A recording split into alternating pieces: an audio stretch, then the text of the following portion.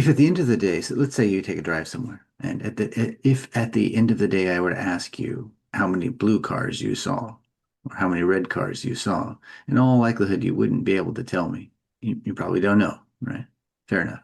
But if I Mhm. were to tell you ahead of time to look for red cars, like, your game when you drive is to count up how many red cars you are out on the road. At the end of the drive, you could tell me probably, oh, I saw 12 red cars, right?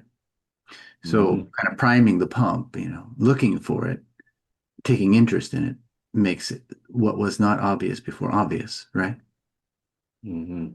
So in the same way, we can tell very rapidly if we go into a bus station or an airport or any public place, a big restaurant that's full of people, we can kind of almost at a glance, just looking, we can tell who has self-respect, who is disciplined, who is looking out for their future selves, right?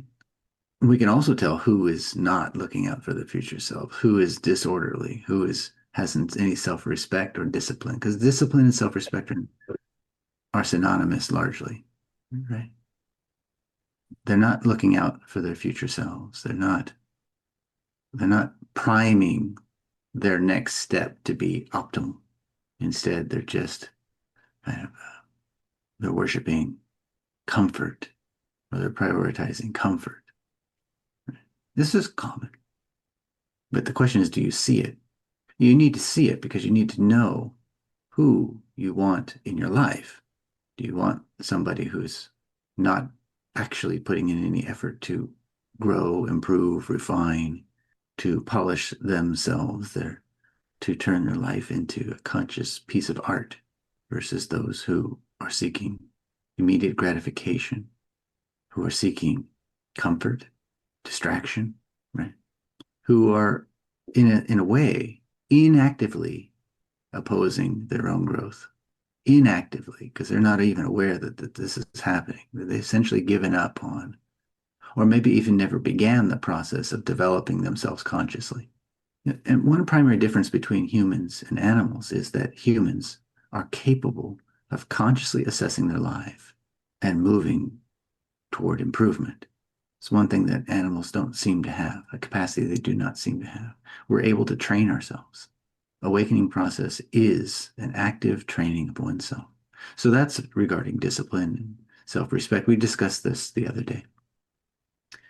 But we can use the same capacity to also notice so many other things that people are displaying openly to the world. One of which is if they're process-oriented thinking or outcome-oriented thinking. Outcome-oriented thinking is going to be like perfectionism. Be very judgmental. I won or I lost, and that's the priority. I was successful or I failed. That's the priority of thinking.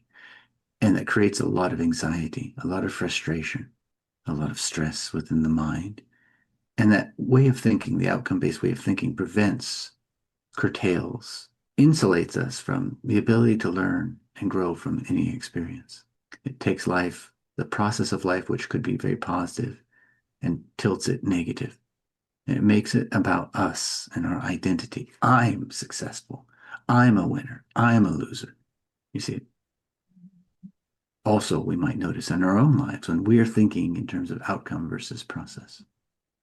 If we think in terms of process, that each moment is an opportunity to learn, to refine, the outcome is not so important.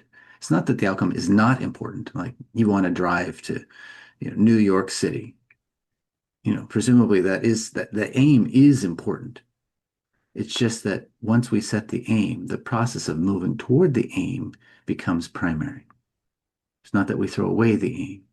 So there's both the goal and the process to get to the goal.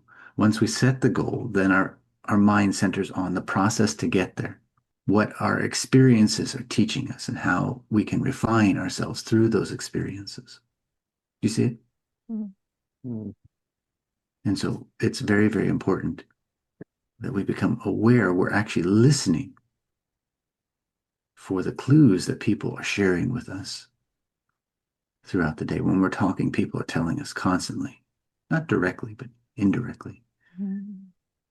their psychological health, their attitudes, their mindsets. they're also telling us what they're likely going to do to us in the future. Mm. If you see somebody who's gossiping, well, it's going to happen to you. Pay attention to it.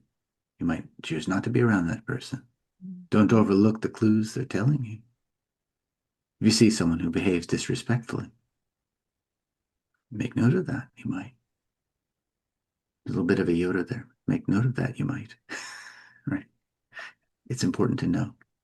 Most people that feel taken advantage of, they were warned many times and they overlooked the signs. They didn't notice. So we notice the signs. And in our lives, we start practicing. What is this person really telling me? What are they telling me they're going to do to me? What are they telling me they're going to do to anyone who's around them over time that even they don't notice? And what is their process of thinking? Outcome based? Process based? What is their level of respect? If you can notice